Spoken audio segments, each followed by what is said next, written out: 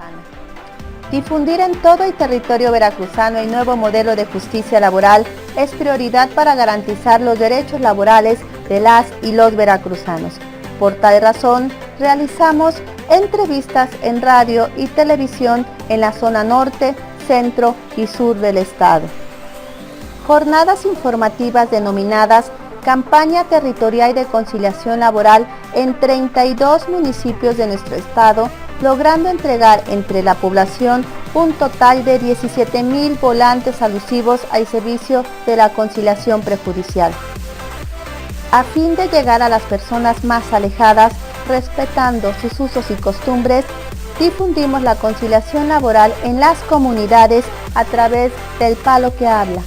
Para todos aquellos que desconocen este término, es un medio de comunicación rural a través del cual los habitantes dan a conocer información relevante. Con lo anterior, reafirmamos agotar todos los recursos a nuestro alcance para garantizar el acceso a la justicia laboral de la ciudadanía veracruzana. Con gran entusiasmo, por primera vez participamos en las actividades cívicas de la administración pública, como integrantes del Centro de Conciliación Laboral del Estado de Veracruz, en el desfile conmemorativo del Día del Trabajo y la Guardia de Honor al Padre de la Patria.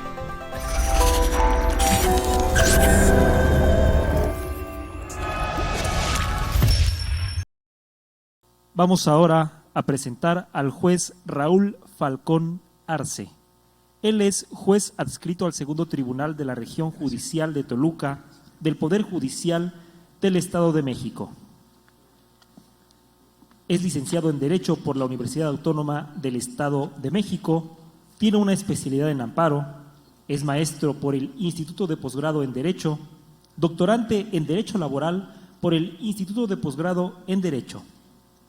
Dentro de su experiencia laboral, ha sido presidente de diversas juntas especiales, tanto en la local de conciliación y arbitraje del Estado de México, como del Valle de Cuautitlán, Texcoco, así también secretario general de conflictos colectivos y huelgas de la Junta Local de Conciliación y Arbitraje del Valle de Cuautitlán, Texcoco, secretario auxiliar de huelgas de la Junta Federal de Conciliación y Arbitraje, presidente titular de la Junta Local de Conciliación y Arbitraje del Valle Cuautitlán, Texcoco, secretario general de Acuerdos, Conciliación y Asuntos Colectivos de la Junta Federal de Conciliación y Arbitraje. Actualmente es juez laboral del Segundo Tribunal Laboral del Poder Judicial del Estado de México. Además, desde 2017 es el actual vicepresidente de la Academia Mexicana del Derecho Procesal del Trabajo. Los dejamos con aspectos relevantes del procedimiento de huelga. Adelante.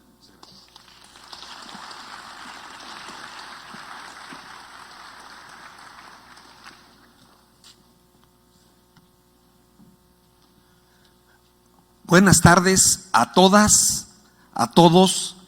Primero quiero expresar mi agradecimiento muy especial a mi directora del Centro de Conciliación Laboral, la maestra Diana, por esta atenta invitación para participar hoy con ustedes en estos temas que resultan relevantes para los que nos agrada la materia del trabajo. Desde luego también agradezco a los titulares del Poder Judicial del Estado de México que me permiten, mi magistrado Ricardo Sodi Cuellar, presidente, y mi consejero Luis Gerardo de la Peña, que nos comisionan esta tarde para platicar con ustedes en este, desde luego, bello lugar, Veracruz, temas relativos a los aspectos relevantes del derecho colectivo, pero en específico me solicitan hablar del procedimiento de huelga. ¿Qué quiero decir? Como buena noticia. Como buena noticia es que voy a utilizar todo lo que se ha expuesto con anterioridad para el efecto de enlazar algunos puntos. Que desde luego la exposición del maestro Sergio Tonatiu me va a ser fundamental. La exposición de Juan Soto me va a ser fundamental, porque nos corresponde, o me corresponde, hablar del aspecto jurídico, en este caso de los trámites del ámbito jurisdiccional, tribunal en concreto, y en específico el procedimiento de huelga. ¿Qué quiero decir de manera inicial? Si cambiamos la lámina, por favor. Quiero decir algo que es fundamental de lo que se ha dicho esta mañana y esta tarde. Número uno, hay que entender que esta reforma al artículo 123 constitucional y derivado su ley reglamentaria reforma a la Ley Federal del Trabajo, tiene un aspecto importantísimo de algo que no conocíamos. Se llama principio de representatividad. Ese principio de representatividad se plasmó en la fracción 18 del artículo 123 constitucional.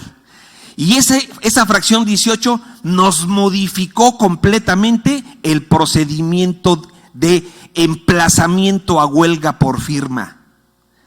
Y se modifica también la fracción, más bien se crea, 22 bis de la Ley Federal del Trabajo.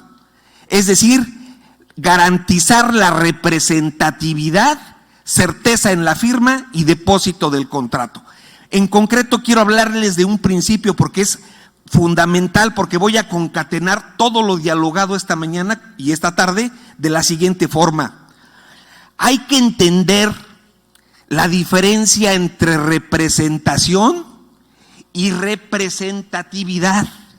La diferencia entre representación, todo el mundo expone, bueno, es que antes el líder firmaba el contrato con el patrón, los dos acreditaban su personalidad, toma de nota, instrumento notarial, depositaban ante tribunal y era un contrato debidamente depositado y en términos del 390 surtía todos sus efectos legales y frente a terceros también.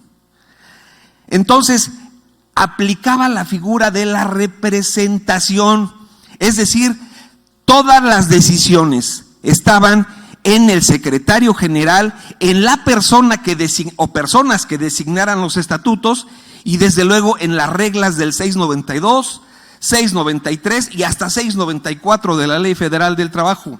Entonces, se perfeccionaba fácilmente, los dos acreditando personalidad, sindicato y empresa, y depositando ante tribunal, se perfeccionaba ese contrato a la luz de la figura de la representación. ¿Qué decimos como antecedente? Es que lo firmaban y los trabajadores no lo conocían. Es que se designó al nuevo representante sindical y no me tomaron en cuenta. Es decir, las decisiones eran unilaterales. En las revisiones salariales, ¿cuánto va a ser? 5.5, firmamos, se acabó, ya nada más se enteraban que así había quedado la revisión. Y si era contractual, 5.5 y modificamos 2 cláusulas, ya firmamos. Es más, estuvo presente la comisión revisora. Adelante, porque hablábamos a la luz de la representación. Por eso, hoy quiero decir un nuevo principio que establece ese 123 constitucional, ya dije las dos fracciones 18 y 22 bis, en el sentido de la representatividad. ¿Qué representatividad? Siguen vigentes las reglas de la representación, es decir, al liderazgo sindical, a los apoderados, a las directivas sindicales, a las asambleas, no se les ha quitado facultad alguna, eso permanece intacto.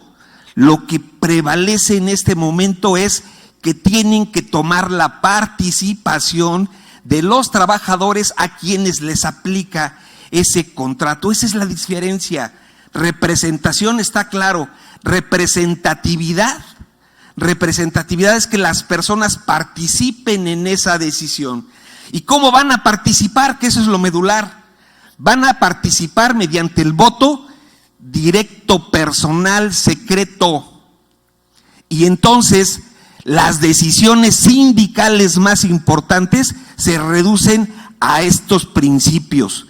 Quiero decir lo siguiente: ¿es nueva la votación libre, secreta, directa y personal?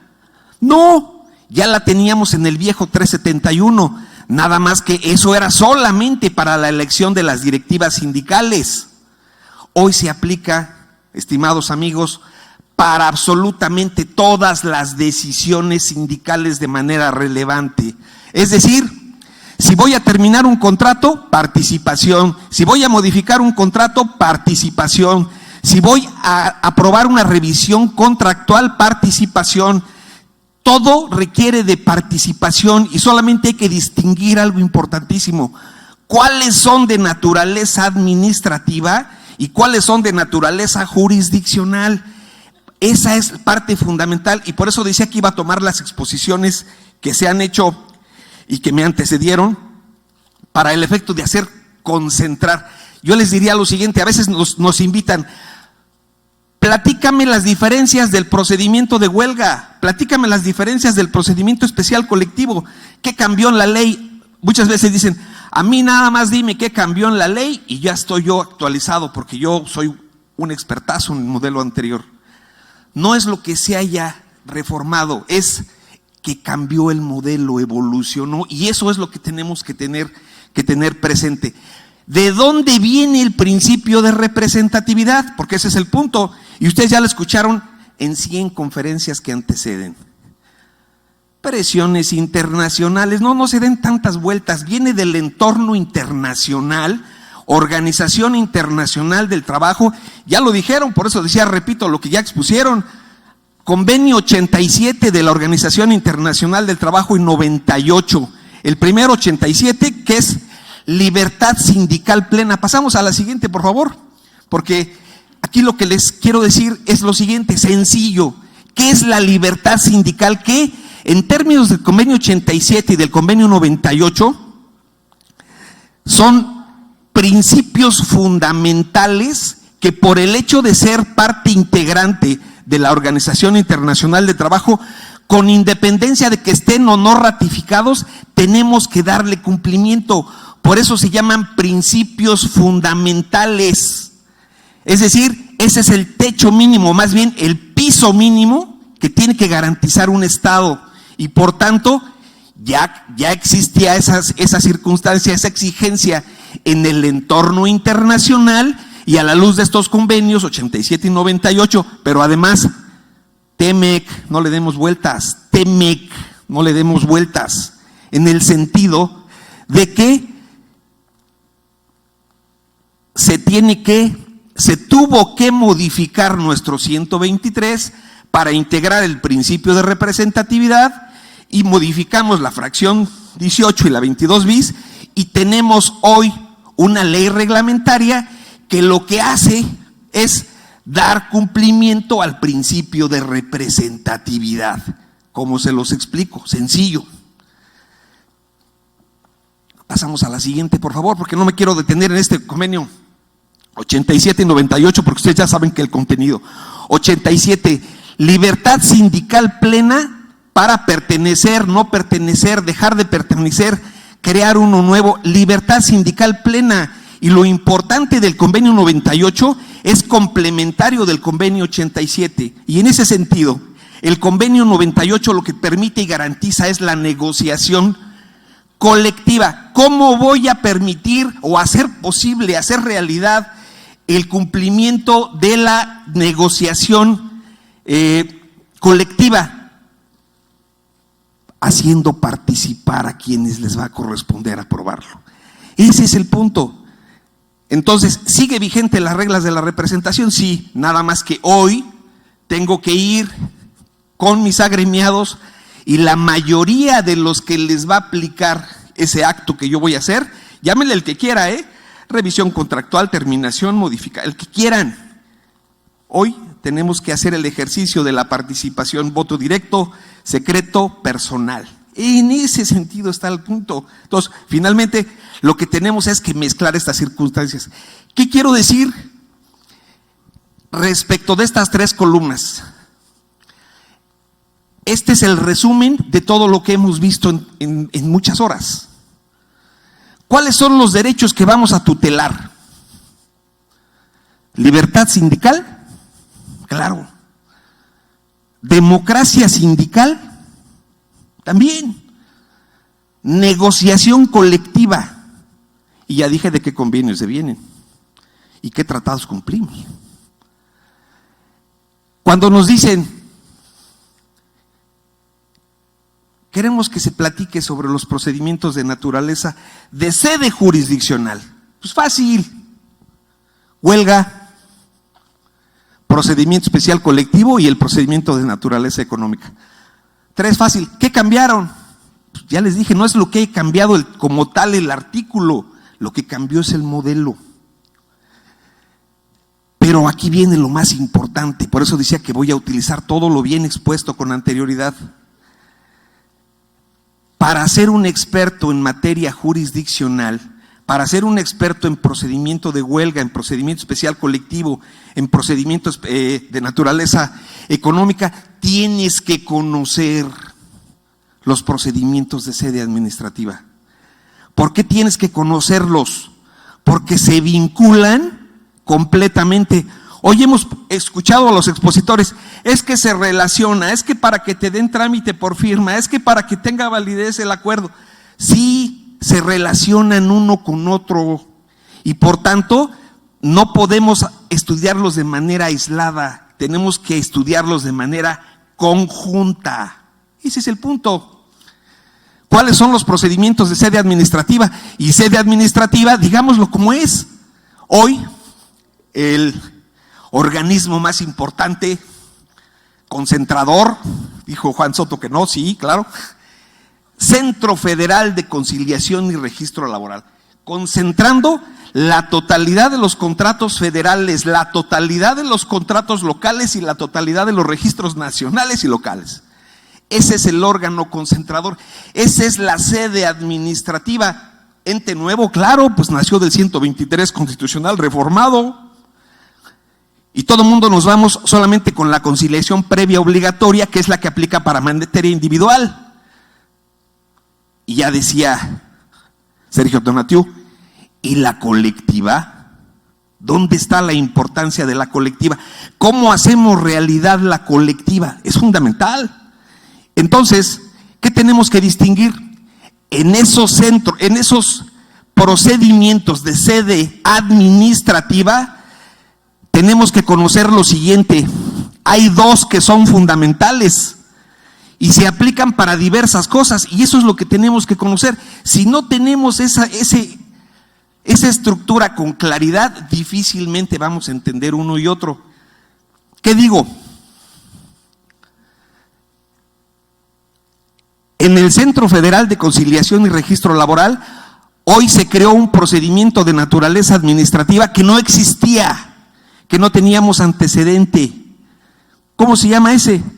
Procedimiento de legitimación de contratos colectivos de trabajo, donde, en términos de los transitorios, obligan a que se legitimen la totalidad de los contratos colectivos existentes, la totalidad, y por eso los sindicatos dicen, ¡ay, me cambiaron las reglas! Sí, cambiaron las reglas, clarísimo que sí.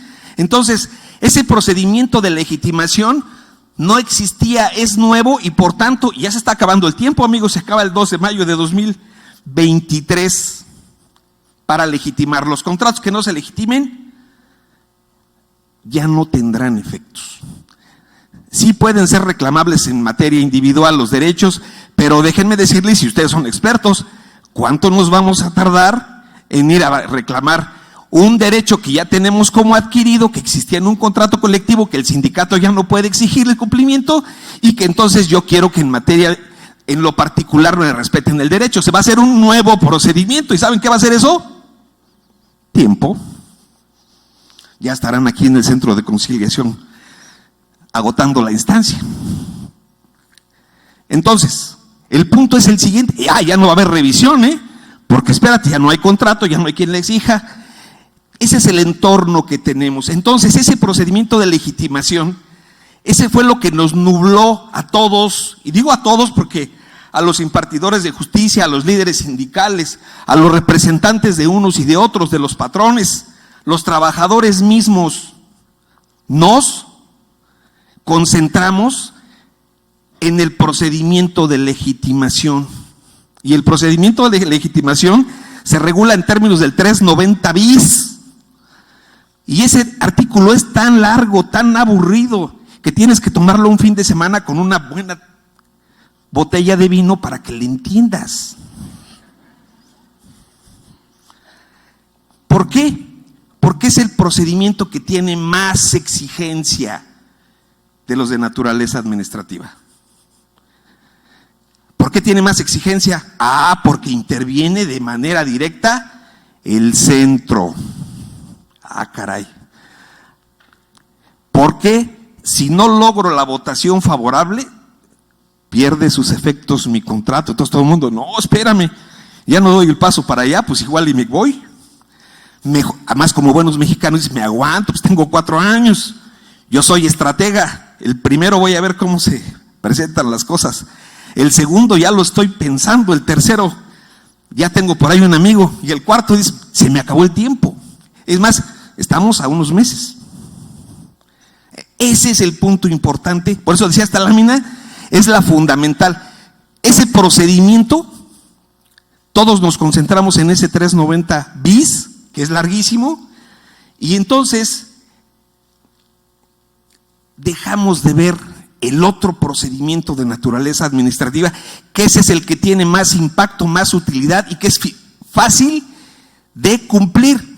No digo fácil, porque nada es fácil ya en este modelo donde todo tiene participación, pero tiene requisitos mucho más simples. Y hablo del procedimiento de consulta, el famoso procedimiento de consulta. ¿Dónde voy a aplicar ese procedimiento de consulta? ¿Cuándo voy a hacer una revisión contractual? ¿Ok? Sigue valiendo las reglas de la representación. Yo soy el secretario general, tengo mi comisión revisora, ya platicamos con el patrón, ya nos arreglamos, ¿ok? Ahora tengo la representación, firmo lo que sea, sí. Nada más que se llama proyecto de convenio. Y ese proyecto de convenio lo tengo que repartir con todos ustedes. No es que vamos a discutir, porque todo el mundo dice, es que ¿cómo voy a convencer a todos? No, no vas a convencer a todos. Nada más le vas a dar su boleta al que se identifique y tenga derecho a votar y pasa a la urna. Y si la mayoría me dice que sí, está terminado. Y si la mayoría me dice que no, entonces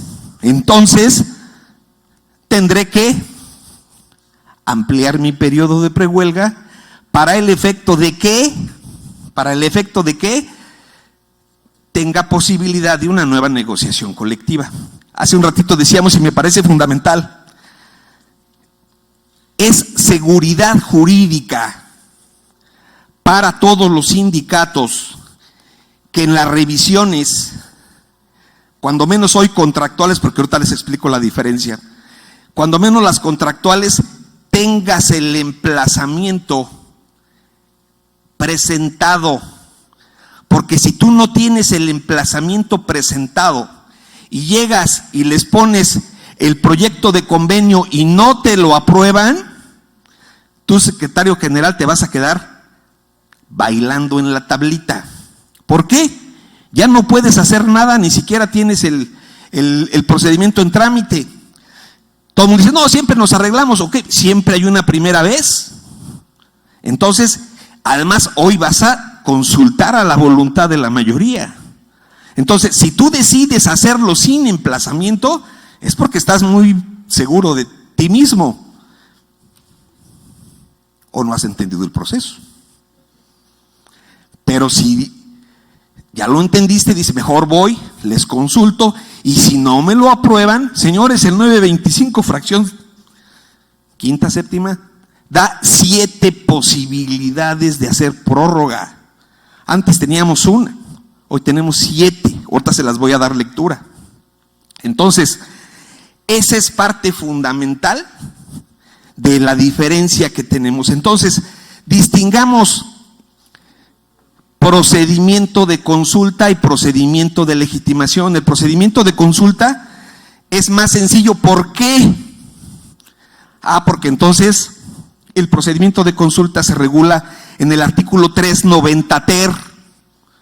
Y el procedimiento del 390 ter, ahí tienen su ley en la mano.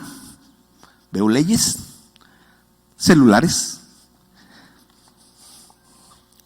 390 ter, ese procedimiento lo hace el sindicato. Caray, entonces cambia mucho que me lo haga el centro o que lo haga yo. ¿Cuál es la diferencia? Tienes que cumplir los requisitos legales. No voy a poner a votar al que sea, tiene que ser los que aparecen en el padrón. Tengo que hacer el procedimiento del voto personal, libre, directo y secreto en urna. Tengo que tengo que informar, tengo que publicar mi convocatoria de que lo voy a hacer, ya no lo dijeron, mínimo 10 días, máximo 15 días, pero es muy distinto que yo le diga al centro, oye centro, voy a hacer hoy estamos a 8, voy a hacer mi consulta el 20 de noviembre, voy a hacer mi consulta el 20 de noviembre, entonces yo ya le dije cuándo voy a hacer mi consulta, y yo saco mi padrón, y ustedes son mis trabajadores, y aquí está su boleta, y entonces voten por ese procedimiento de consulta, para cualquiera que sea el acto jurídico que estamos dándole vigencia. Pero entonces, después de que se vote a los 2 días, yo tengo que, tengo que publicar el resultado, y tengo que informar al centro de que ya lo hice, y solamente en el caso de que el centro determine que hay inconsistencias, entonces el centro va a decir, oye, 390, por ahí fracción cuarta, ahorita se las leo, no, para no decir la ley, tienes que ordenar que se reponga ese procedimiento, y se vuelve a hacer. Entonces, en ese sentido, yo hoy platicaba con Juan Soto y le decía, y lo hace el centro porque no me ha tocado ningún caso concreto de esos, lo digo como es. Y entonces dice, no, lo vuelve a hacer el sindicato. Entonces, guardas esas constancias los 5 años para el efecto de que si viene alguna aclaración, alguna observación, pero realmente, amigos, es excepcionalmente que se va a dar esa circunstancia. ¿Cuál es la crítica de ese excepcionalmente? Que sindicatos dice, bueno, es que entonces quedo a la libre voluntad del Centro Federal de Conciliación y Registro Laboral cuando me diga que existe una duda razonable de que mi procedimiento no cumplió los requisitos del 390. Entonces, si yo les pregunto a 3 de ustedes, ¿para ti qué es una duda razonable? ¿Para ti qué es una duda razonable? ¿Y para ti qué es una duda razonable? Los 3 me van a decir cosas diferentes y además yo pienso distinto. Entonces, duda razonable en criterio de quién. Esa es la parte que tiene un poco de facultad discrecional. Eso está claro. Pero sin embargo, vamos a lo concreto. Ustedes son abogados y yo también. La Corte ya dijo que no tiene inconstitucionalidad la circunstancia de que tenga el centro la facultad de analizar si existe duda razonable. ¿Cuál sería una duda razonable? Si no se cumplieron los requisitos de ley. En concreto, ese es el aspecto jurídico de estos procedimientos. Entonces, tenemos la lámina completa, ya tenemos los procedimientos de sede judicial y tenemos los procedimientos de sede administrativa. ¿Por qué les dije que era indispensable conocer unos y otros? Porque se vinculan.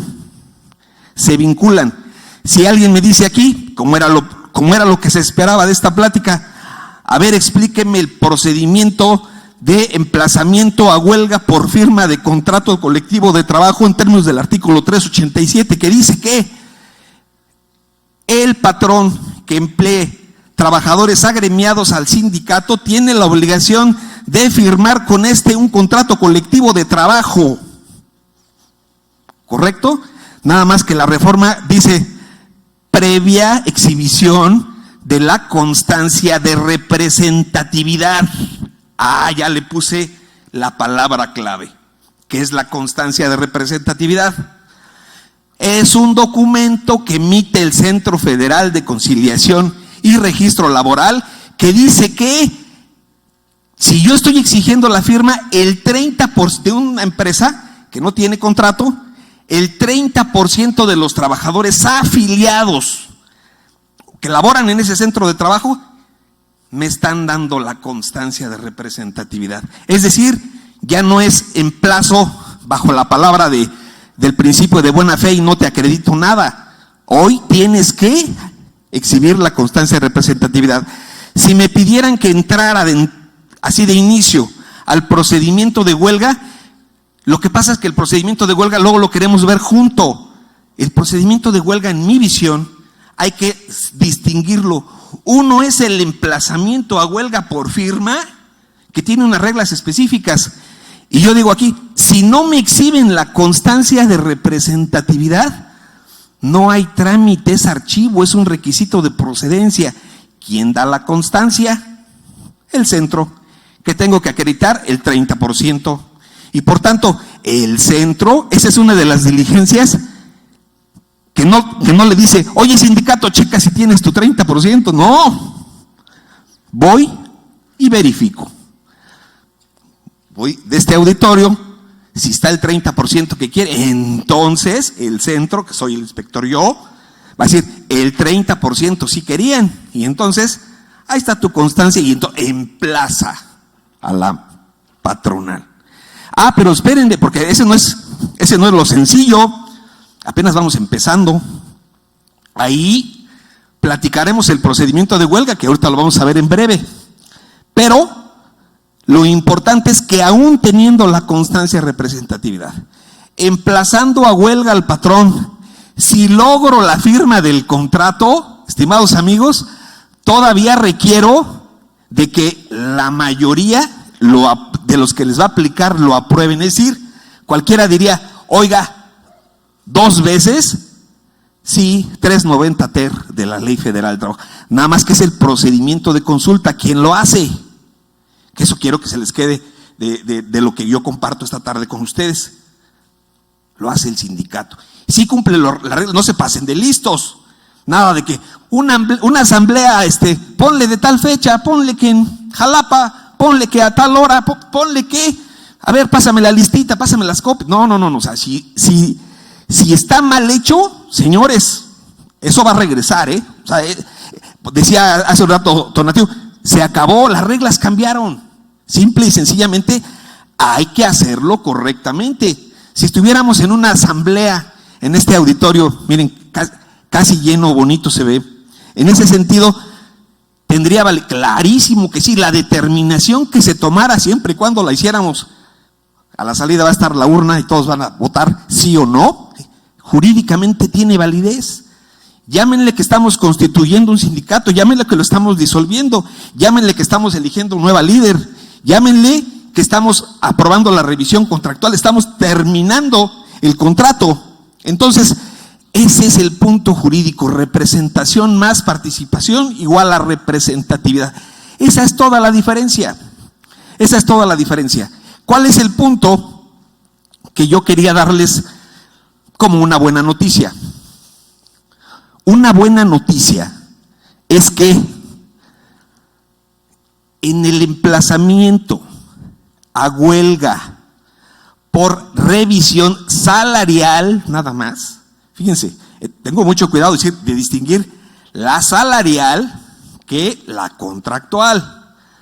En la salarial, la interpretación del Centro Federal de Conciliación y Registro Laboral y la interpretación que hemos dado los tribunales locales y federales es que no se requiere que dé cumplimiento a ningún procedimiento de consulta. Y entonces, jurídicamente, hubo la oportunidad en estos 4 años de hacer los ejercicios. Y déjenme decirles lo siguiente, muchos sindicatos lo hicieron.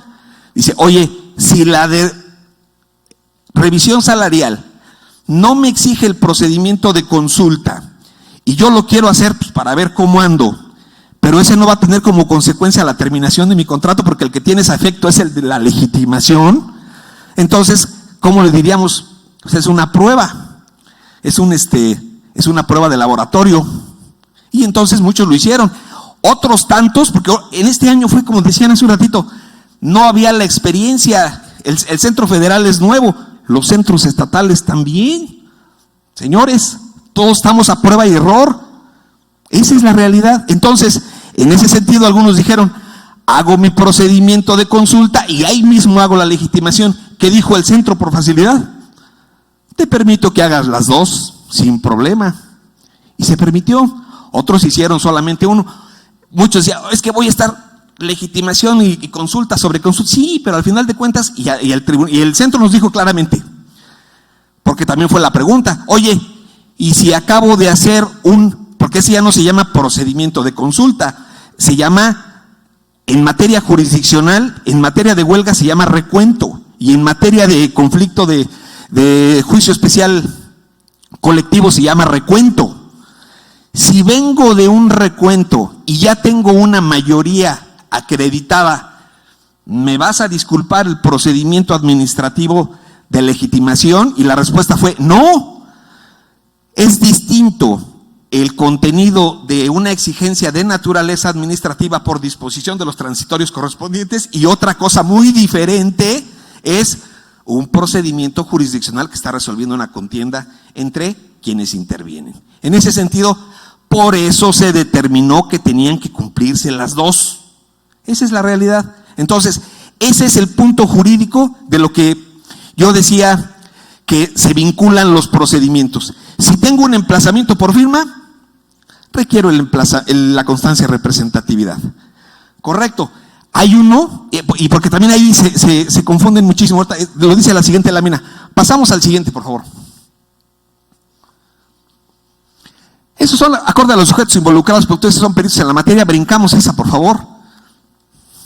Esos son los tipos de procedimientos, pero no me invitaron a hablar de todos, me invitaron a... Pasamos a la siguiente, por favor. La naturaleza de los intereses que regulan, también no lo brincamos, por favor. Sobre todo por el tiempo. Trámites ante tribunal federal o local. A veces nos cerramos y decimos, es que hay bien poquitos procedimientos. No, hay una lista y una gama. ¿Qué me corresponde platicar con ustedes hoy? Es firma, revisión y cumplimiento. Y ya no digo de contrato colectivo, puedo hablar de revisión, puedo hablar de cumplimiento de contrato ley, ya llevo 5, y puedo hablar de exigencia de cumplimiento de utilidades, y llevo 6, y huelga por solidaridad que ni aplica, llevo 7. Entonces, en ese sentido, pueden ser muchos y muy variados. Pasamos a la siguiente, por favor. Siguiente igual, que es el comentario que estaba haciendo. Fíjense, los sindicatos, los apoderados, los trabajadores, los operadores jurídicos, los conciliadores, todos nos quedamos, ¡ay! Cambiaron las reglas. Vean este cuadrito, requisitos de procedencia. ¿En qué tipo de procedimiento se pide la constancia de representatividad? Nada más por firma de contrato. Entonces, ese fue el único. Además, déjenme decirles, el 80% de los emplazamientos a huelga, yo trabajé, por lo que escucharon, tanto en Junta Local del Estado de México y Junta Federal de Conciliación y Arbitraje, el 80% de los emplazamientos eran por firma. Y en términos del artículo 920, si tú exigías un requisito adicional de lo que estableciera el artículo 920, que era escrito dirigido al patrón en que se diga cuáles son las peticiones, cuál es el objeto, cuál es el periodo de prehuelga, y que te anuncie que si no, de no ser satisfechas van a estallar el movimiento. Ese era lo que pedía el 920, en un papel de estraza con tu toma de nota, firmabas y sin problema. Y si la autoridad se atrevía a exigirte algún requisito mayor como acreditación de vínculo laboral o pertenencia al gremio sindical o cualquier otra, venía el juzgado de distrito y decía, no, espérame, no puedes exigir más requisitos de los que establece el artículo 920, ampara y protege trámite. Y digo, se culpa a las autoridades de instancia, a no decir juntas. Digo, este criterio prevaleció 36 años en juzgados federales. Entonces, de alguna forma, mejor culpemos a la legislación, que la legislación no tenía requisito alguno. Y entonces, ya saben ustedes que las lagunas de la ley permiten las causas reales. ¿Y saben cuáles son las causas reales? Se llaman contratos colectivos de protección, porque no existía requisito alguno, y entonces ese es el parte medular de lo que se trató de resolver. ¿Por qué hablo de la constancia de representatividad? Reitero, porque el único que la exige es el de por firma de contrato colectivo. Los demás, porque también aquí nos complicamos la vida, así como les digo del procedimiento de legitimación y el de consulta, que son abismalmente diferentes, también son abismalmente diferentes la constancia de representatividad y la constancia de registro. ¿Saben cómo se saca la constancia de registro? Por internet se la piden al Centro Federal de Conciliación y Registro Laboral y con tu pura solicitud puedes presentar tu pliego.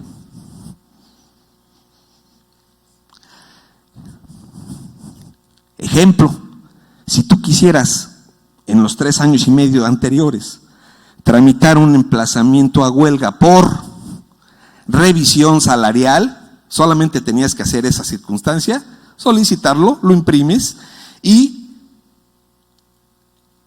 solamente cambias a la autoridad que va dirigido y estarías cumpliendo los requisitos de procedencia. Esa es la buena, porque ya les dije que el emplazamiento por revisión salarial no tenía procedimiento de consulta. Ahí les va la mala. Bueno, primero les fundamento la buena y luego les doy la mala.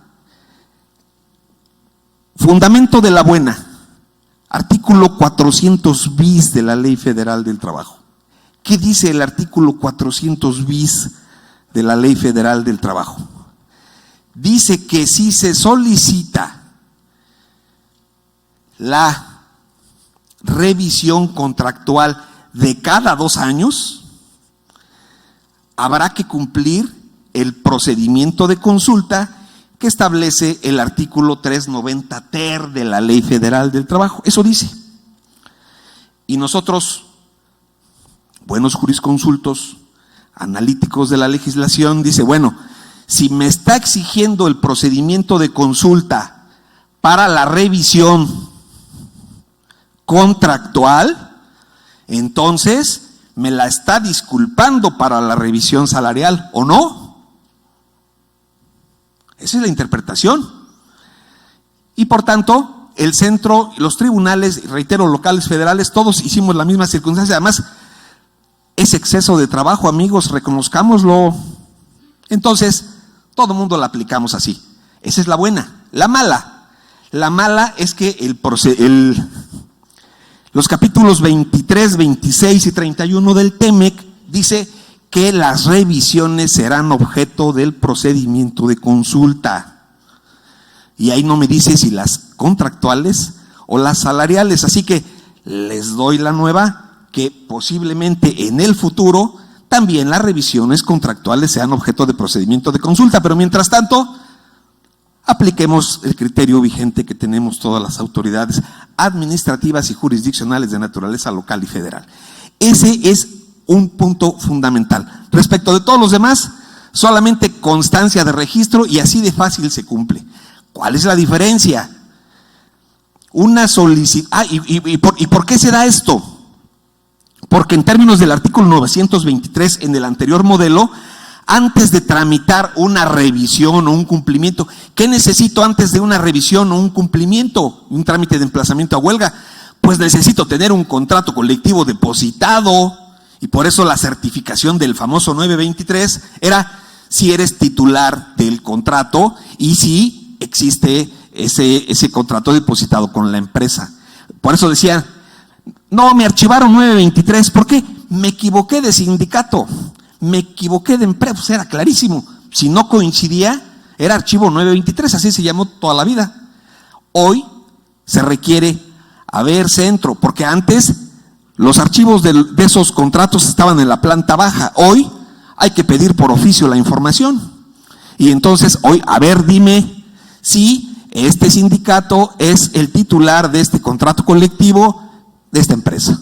Y entonces, por eso es el famoso oficio. Entonces, si bien puedo dar trámite, porque ya nos ha pasado de que a veces no tenemos la respuesta pronto, a veces el asunto está complicado, lo que sea, esto es multifactorial. En ese sentido, podemos dar trámite con la simple solicitud, así lo dice el 920, clarísimo, con la simple impresión de la solicitud al Centro Federal de Conciliación y Registro. Lo que sí no podemos hacer es estallar un movimiento con una simple solicitud. Imagínate que a mí me puede constar que hiciste la solicitud, pero no me puede constar que eres el titular. O sea, la solicitud la puede hacer cualquiera de los que está aquí. Entonces, esas son circunstancias de seguridad jurídica que tiene que vigilar y garantizar el propio juzgador. Entonces, esa sería una de las diferencias sustanciales. Pasamos a la siguiente. Procedimiento de huelga. Doy oportunidad porque luego al cierre de la plática se quedan algunas preguntas en el tintero. Voy a tomar un trago de agua y si alguien me quiere hacer una pregunta, con gusto la respondo.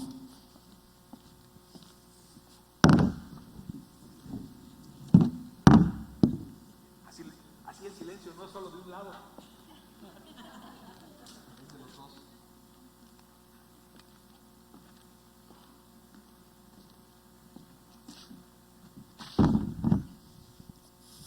Perfectamente confeso. No, sí. Adelante, maestro, por favor. Sí, buenas tardes, maestro. Magnífica exposición del tema de huelga, poco atendido, pero sí es bastante interesante porque socialmente, pues, de no llegarse a arreglos y convenios, pues afecta a la colectividad, a la población. Maestro, la pregunta es, en términos de la ley 23 para firma del contrato colectivo, la ley anterior, la ley vigente, el 923, establecía la obligatoriedad de la Junta de verificar, para firma del contrato, la existencia de un contrato previamente depositado ante la autoridad correspondiente, llámese local o federal en un momento dado. Ahora, ¿cómo quedamos? ¿Seguimos igual ocupando esa verificación? ¿Y dónde se hace esa verificación? ¿En cualquiera de los centros? ¿Lo hace el SECOL o lo hace el juzgador? Porque tendría que ser, acordémonos que en el periodo de prehuelga no es juicio. Estamos en un periodo de prehuelga que será previo a la notificación y emplazamiento al patrón.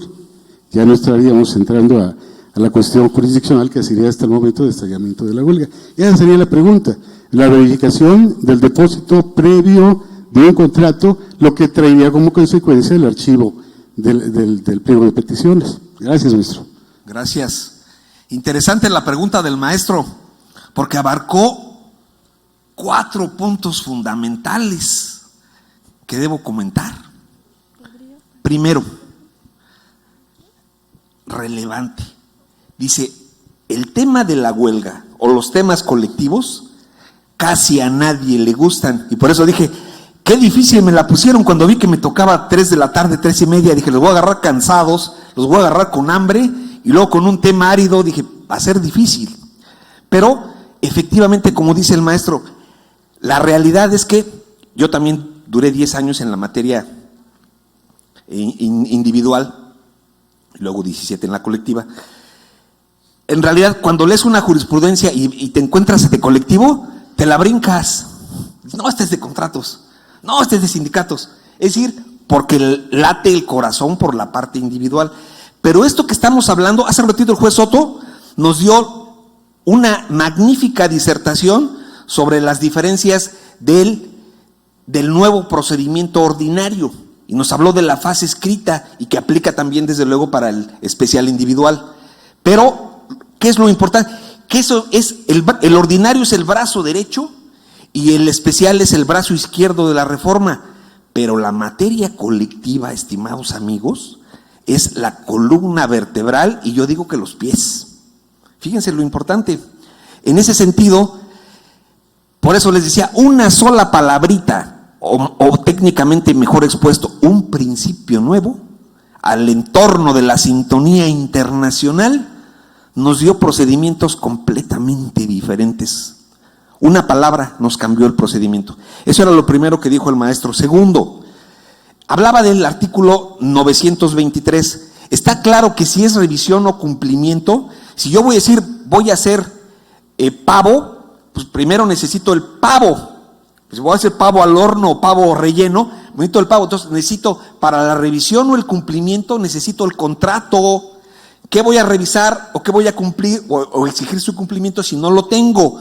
Pero hoy ya no lo tengo físicamente, así que centro, te pido un oficio y dime si está clarísimo, porque no, imagínense, sería un procedimiento en banda y ya me dio un emplazamiento, qué delicado. Entonces tengo que tener esa certeza. Y lo otro que comenta el maestro, dice, bueno, y si ya no tienen los archivos, ¿cómo me van a certificar? Porque en el de firma es completamente al revés.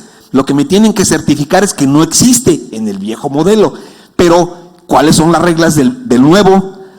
Pues entonces, la expedición del certificado de la constancia de representatividad expedida por el centro, eso es lo que le va a dar al juzgador la posibilidad de entrada de que no existe ese contrato y de que se tiene al 30%. Entonces, ahí es donde se complementan los puntos. Aquí les pido que le saquen foto. 7 causas diferentes por las cuales se puede prorrogar el periodo de prehuelga. ¿Cuáles son las más importantes? Cuando se trata de instituciones que dependen de servicios públicos, sabemos que lo difícil que es, esa es una. Cuando voy con los trabajadores y me dicen, ¿qué crees que no te aprobamos el contrato en la votación? Entonces, espérenme, voy al tribunal y digo, voy a ampliar mi periodo de prehuelga y voy a echarme otra platicada con el patrón y también con los trabajadores para sensibilizarlos, a ver si en la siguiente la saco. Porque decía algo importante el maestro, y eso se me estaba olvidando, de no lograr esa conciliación y ese acuerdo, señores, estamos ante un estallamiento de huelga. Y hoy, esto es fundamental, hoy que tenemos la participación de los trabajadores en la toma de decisiones, es probable que tengamos que llegar a un estallamiento. Y si ya tenemos que llegar al estallamiento, hay que recordar, vamos rapidísimo porque los tiempos son muy cortos. Por favor, siguiente. Esto también lo dijo el maestro. El procedimiento de huelga es algo que no entendemos. Es un acto fuera de juicio. Por eso el archivo que hace el tribunal de ese emplazamiento se combate en amparo indirecto, porque es un acto fuera de juicio. Aquí no estoy resolviendo una contienda, no estoy emitiendo una sentencia, aquí simplemente estoy tutelando un paro de labores. Voy a la siguiente, por favor. ¿Cuáles son los momentos fundamentales? Trámite, que ya dije que puede pasar.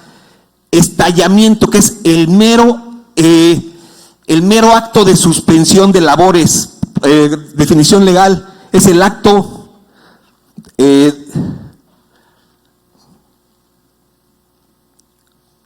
la suspensión temporal de los trabajos llevados a cabo por una coalición. Pero para este efecto debemos de entender coalición permanente igual a sindicato. Decía, lo dice siempre el maestro Martínez y González, es que tenemos que entender como coalición permanente sindicato. Por tanto, ya para no darle tantas vueltas porque ya no tengo minutos, el único titular del procedimiento de huelga es el sindicato. Esa fue la función del 923 en la ley de 1980, en la reforma procesal. Pero vamos a lo siguiente.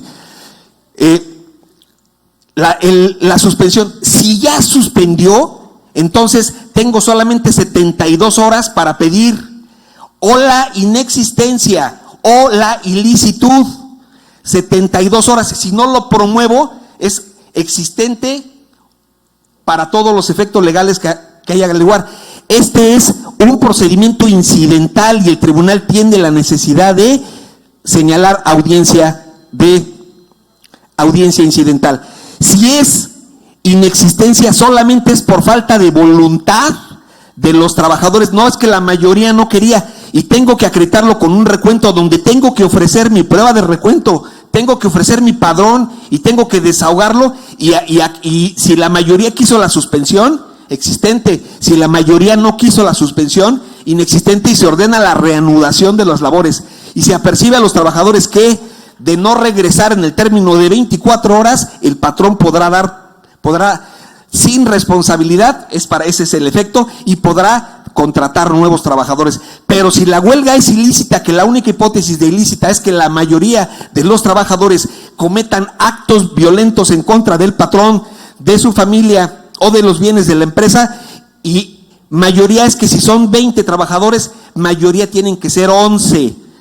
Es decir, si 2 o 3 se alocan y eran 20, no pasa nada, podrá tener consecuencias de ellos, pero la huelga no sería calificada de ilícita. Vamos a la siguiente, por favor, que era la suspensión, que era la calificación que ya les puse.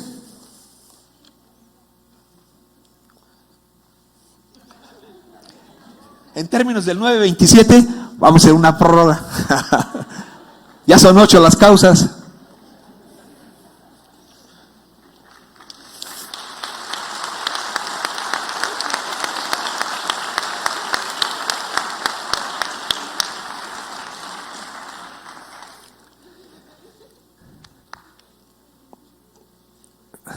Ratifico y reproduzco lo dicho, término de 72 horas, ahí está la foto. ¿Quién la puede solicitar? El patrón, terceros interesados, forma vía incidental. También está esa posibilidad de no reunir los requisitos del 450 y 920. ¿Qué son estos requisitos formales? Pero es muy difícil que un juez haya dado trámite a un procedimiento de huelga sin cumplimiento de requisitos formales. Casi sería como aceptar tu error. No había personalidad, no había certificado de registro. Sería casi excepcional, a menos que haya pasado lo que les decía, doy trámite para efecto, porque además no puedes decir no te doy trámite porque te enfrentas al sindicato. Finalmente lo que trata uno de lograr es la autocomposición, y hay un artículo maravilloso que establece esa posibilidad, y que es el 685, y dice: el juez puede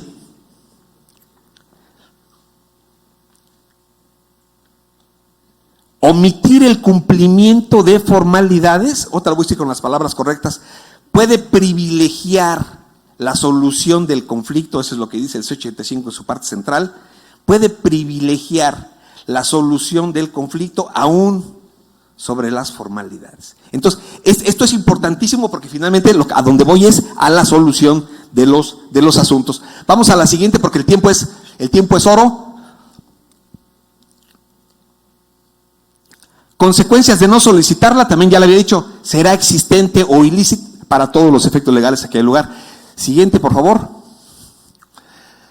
Fíjense, esto es importante. ¿Y por qué digo que es importante? Porque lo teníamos en desuso. ¿Por qué lo teníamos en desuso? Pues porque era el acuerdo, dijo Juan Soto, que en restaurante de lujo y en la esquinita, bueno, era el acuerdo y era la solución del asunto. Hoy tiene que tener la participación, y entonces es probable que lleguemos a los estallamientos. Y por tanto, aquí es importantísimo lo siguiente: si el tribunal te declara inexistente, te va a ordenar que regreses a trabajar en las 24 horas siguientes. Entonces, eso generalmente no lo tenemos previsto. Así que la mejor herramienta para eso, amparo con suspensión, porque de lo contrario, además queda notificado por conducto del sindicato. Entonces, imagínense las consecuencias trascendentes que les va a traer. Entonces, esas son circunstancias que tenemos que tener presente. ¿Quién lo interpone? Pues el patrón o los terceros interesados. Medio de impugnación, juicio de amparo indirecto. ¿Por qué indirecto? Porque todavía, no obstante que estoy en vía incidental, todavía sigo en actos fuera de juicio con independencia que estoy calificando. ¿Dónde empieza el verdadero procedimiento de imputabilidad? Cuando la resolución ya se declaró existente, la huelga ya quedó existente, ya sea porque no se impugnó o sea porque tuvo la mayoría. Entonces, a los 60 días posteriores, y esa es la parte siguiente, si cambiamos la lámina, puede venir la imputabilidad del conflicto. La imputabilidad del conflicto es, la imputabilidad de la huelga es quién tiene la razón. Es decir, si la huelga es culpa del sindicato o si la huelga es culpa del patrón. Y aquí lo que se va a determinar, quién puede promover la imputabilidad. Antes era los trabajadores y el sindicato. Entonces, en aquellos estallamientos arbitrarios, ¿ustedes creen que ustedes creen que el sindicato o los trabajadores, más bien el sindicato, iban a promover la imputabilidad de un asunto que iba yo a perder? Pues no soy tan malo. Es como echarme la culpa de algo que yo hice, pues está clarísimo. Entonces, hoy, parte de la modificación de la reforma es que, declarado inconstitucional que fue el 937 y el 959 de la Ley Federal del Trabajo anterior, hoy se da la posibilidad que, si transcurridos 60 días del estallamiento de la huelga, sindicato o mayoría de trabajadores no solicitan la imputabilidad, entonces puede venir el patrón a promover la imputabilidad. Esto es en cumplimiento del artículo 17 de la Constitución, que es la garantía de acceso a la justicia. Y ahí dice, toda persona tiene derecho a que se resuelva por los tribunales competentes en los términos que la ley establece. Y toda persona no solo son el sindicato y los trabajadores, toda persona también incluye al patrón. En este tenor, bajo el principio de igualdad, se concedió este amparo y bueno, hoy es parte fundamental de la reforma y por tanto el patrón, transcurridos 60 días, ya puede promover la imputabilidad. ¿Por qué los 60 días? Hay autores, hay compañeros académicos que, pero ¿por qué 60? Son muchísimos. Porque al final de cuentas, si fuera un mes o 30 días, por decirlo, pudiera ser que el patrón tenga la capacidad económica para decir, por capricho me aguanto y después resuelvo. Entonces, creo que por eso se puso ese punto, pero aparte, ahí apenas va a empezar el procedimiento. O sea que no son 60 días para promover. ¿Cuánto tiempo más nos vamos a tardar en resolver? Y la lámina final es la siguiente. La terminación de la huelga, bueno, esto está clarísimo. ¿Cómo termina la huelga? Por convenio, por allanamiento, por laudo arbitral, es decir, por la emisión de una sentencia que escogimos sindicato patrón y trabajadores para que nos dicten la sentencia, y por sentencia del tribunal si los trabajadores someten el conflicto, los trabajadores o el sindicato, ¿está claro? Y siguiente, que es la lámina final, porque quiero que le saquen una foto. Con microscopio, ¿no? No que traían zoom. Este es un esquema final. Este es un resumen no solamente de lo que vimos en la mañana, sino hasta este momento del procedimiento de huelga. En toda la línea de arriba, desde inicio hasta audiencia de conciliación, es la parte administrativa, la parte del acto fuera de juicio. Se presenta el pliego de peticiones, se verifica si existe el contrato, ordenamos el emplazamiento, viene la contestación del patrón y señalamos audiencia de conciliación. La audiencia de conciliación se puede prorrogar las veces, ya les enseñé 7, pues, y aparte, si a juicio del tribunal es necesario, pues para mí evitar una huelga sí es necesario, Entonces, puede venir en ese sentido, puede venir el desistimiento, puede venir el convenio y la terminación de ese asunto. Pero puede ser que se ratifique acorde a las nuevas reglas. Y entonces, si se ratifica, tenemos que hacer una designación de personal de emergencia. Eso no lo olviden, es responsabilidad. Designación de personal de emergencia. Y no es lo que diga el sindicato, es lo que digan los dos. Solicitud de inexistencia, notificación, audiencia incidental. Si hay que celebrar recuento, lo celebro. Resolución incidental de existencia, de inexistencia. Ya no pongo la de licitud, que es exactamente lo mismo para efectos de términos. Si ya tengo la existencia, entonces me voy a la demanda de imputabilidad. ¿Cuál es el procedimiento que voy a aplicar? ¿El ordinario o el de naturaleza económica? Hay que saber cuándo es uno y otro, ahí se los dejo de tarea. La sentencia que se emite, si vengo de un procedimiento ordinario, esa sí es una sentencia que resuelve una contienda. Y si vengo de un procedimiento de naturaleza económica, también es una resolución que resuelve una contienda. ¿Cuál es la diferencia? Que en uno estoy analizando conflicto de naturaleza jurídica, 870 de la Ley Federal del Trabajo, y en el de naturaleza económica no son admisibles todas las medios de prueba, son las relativas a la pericial contable y todas las documentales públicas relacionadas con la documentación que tengo que tener perito, tribunal y partes para el efecto de resolver si el patrón estaba en esa posibilidad de acceder a la petición o si el patrón ya no podía cumplir esa petición y necesitaba disminuirse. Ese es el punto jurídico del procedimiento de naturaleza económica. Ahí les recomiendo del 900 al 912 de la Ley Federal del Trabajo, pero al final de cuentas se emite la sentencia condenatoria absolutoria. Aquí la forma de combatirla es amparo directo. ¿Por qué? Es resolución definitiva. Y si ésta determinó un importe a favor, procedimiento de ejecución. Como la huelga es la suspensión temporal de labores, se ordena la reanudación de las labores y por tanto se termina. Y así termino yo. Muchas gracias.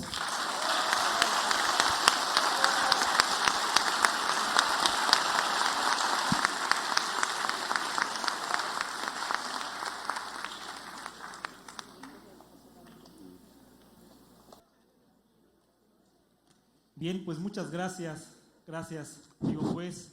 Vamos ahora a abrir la sesión de preguntas y respuestas. Quien tenga preguntas, por favor, levantar la mano. Bueno. Para acá arriba. Sí, buenas tardes. Antes que nada, una excelente ponencia, licenciado. Yo les quiero comentar una vivencia personal que tuvimos en el 2005, donde estuvimos a punto de irnos a una huelga. Soy el licenciado Enrique Vázquez Hernández, presidente de la Asociación Civil Palabras y Hechos, ya jubilado del Sindicato del Seguro Social y del Magisterio. En el 2005, desgraciadamente, nos legislaron la Cámara de Diputados. Estuvimos haciendo marchas en México, en plantones, y se iba a declarar la huelga. Eran las 11 de la noche, íbamos a llegar a la huelga, en la cual nosotros, los delegados que éramos en ese tiempo, delegados efectivos en el sindicato, tuvimos que doblar las manos porque nos legislaron. De 28 años y 27 años que la marca, nosotros que estuvimos trabajando, ahora nos legislaron a 34, 35 años. Decidimos no irnos a la huelga porque nos iban a declarar un conflicto de naturaleza económica y nos iban a liquidar conforme a la ley. Entonces somos parte de la historia. Ya por aquí comentaron los anteriores expositores y conferencistas que en la ley laboral no todos los casos son iguales. En el Sindicato Nacional de Trabajadores del Seguro Social somos 280 categorías, en el cual ahora el delegado sindical o el dirigente sindical tiene que estar muy preparado para defender a los trabajadores, y nosotros como abogados tenemos que seguir impulsando y defender a los trabajadores que causan con muchos problemas de tipo laboral. Es la experiencia que tuvimos, licenciado, una experiencia muy amarga, pero también a la vez muy participativa, porque estuvimos arriesgando la vida en México, haciendo marchas, plantones, y ustedes saben que en México las personas son muy agresivas, nos agredían con palabras, con insultos, pero eso no nos permitió doblarnos las manos y seguimos trabajando. El Seguro Social es patrimonio nacional, damos atención a 80 millones de mexicanos, y el haber estallado una huelga en ese tiempo hubiera sido una crisis a nivel nacional, porque el Seguro Social es patrimonio nacional y aparte sigue trabajando en todos los sentidos. Gracias por escucharme y gracias por su atención.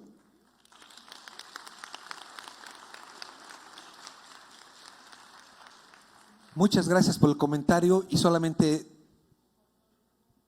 doy otro breve antecedente respecto de ese tema. La recomendación es que los periodos de prehuelga en aquellos asuntos que tienen grandes posibilidades de estallar se pongan a las 12 de la noche, por una circunstancia importantísima. Antes, bueno, y hablo del modelo anterior porque por ello es el comentario. Llegando a la audiencia de ese mismo día, a las 10 de la mañana, 11, 12, 1, 2, 3, entonces contesta el que nunca contestaba, aparece el que nunca aparecía, da una nueva propuesta el que no había dado respuesta. Es decir, pasan cosas mágicas en ese momento y es una gran oportunidad de resolver el asunto, pero hay que ser realistas. A veces se te llegan a pasar unos minutitos y no es lo mismo que estalles un conflicto a las 2 de la tarde donde haces todo un escenario que de 12 a 12 y 10, 12 y cuarto, y en ese momento lo estás terminando. Como tienes la audiencia aperturada desde antes, no tienes ningún inconveniente. Es decir, ¿a qué me refiero con este comentario que de alguna forma es muy práctico? Importantísimo lo siguiente, que la nueva legislación ahora requiere para la aprobación el que se haga el procedimiento de consulta, es decir, prácticamente tanto patrón como sindicato tendrían que tener con anticipación de 10 a 15 días su última propuesta para que sea sometida a los trabajadores. Es decir, esto puede ser impráctico, pero al final de cuentas son cosas con las que tenemos que convivir y son de nueva aplicación en este proceso. Con eso concluyo, muchas gracias.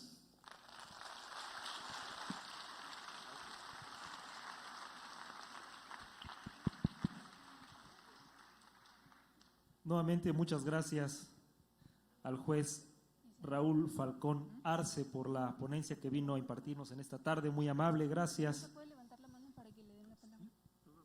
Nuestra amiga, la maestra Diana Aróstegui Carballo.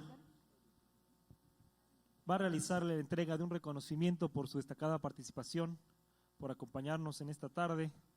Va a entregarle también un obsequio para que se lleve un bonito recuerdo, aparte de la gente del trabajo de aquí de Veracruz, se lleve un bonito recuerdo de Café Veracruzano allá a sus oficinas, a su centro de trabajo, a su hogar. Bueno, pues muchísimas gracias al juez Raúl Falcón que hoy nos está visitando. La verdad que estamos pues muy alegres y de verdad muy agradecidos por esta ponencia tan importante, llevar un tema tan difícil como es el procedimiento de huelga, hacerlo entendible y sobre todo interesante, porque hasta cierto punto, como usted lo decía, a veces preferimos pasarnos esas hojas y creo que hoy usted ha demostrado que sí se puede tener más interés para el procedimiento colectivo, sobre todo en el tema de los sindicatos, porque sabemos que están en plena transición. Entonces, muchísimas gracias de parte de todos los que integramos el Centro de Conciliación. Le agradecemos su participación y de verdad esperamos que esta sea la primera de muchas que lo recibamos aquí en el estado de Veracruz. Muchísimas gracias. Gracias.